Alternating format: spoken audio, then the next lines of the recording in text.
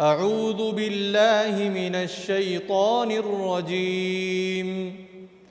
بسم الله الرحمن الرحيم.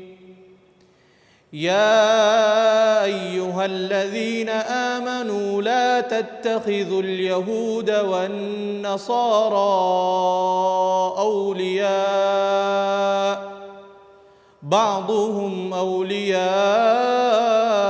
بعض ومن يتولهم منكم فإنه منهم إن الله لا يهدي القوم الظالمين. فترى الذين في قلوبهم مرض يسارعون فيهم يقولون نخشى أن تصيبنا دائرة فعسى الله أن يأتي بالفتح أو أمر من عنده فيصبحوا على ما أسروا في أنفسهم نادمين.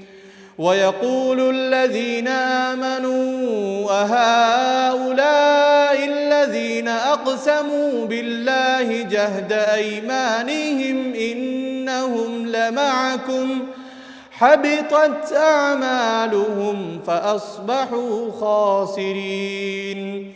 يا أيها الذين آمنوا من يرتد منكم عن دينه فسوف يأتي الله بقوم يحبهم ويحبونه أذلة على المؤمنين أعزة على الكافرين يجاهدون في سبيل الله ولا يخافون لومة لائم ذلك فضل الله يؤتيه من يشاء والله واسع عليم.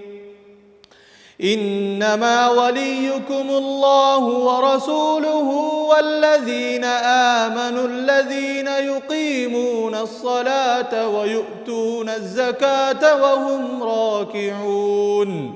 ومن يتول الله ورسوله والذين آمنوا فإن حزب الله هم الغالبون.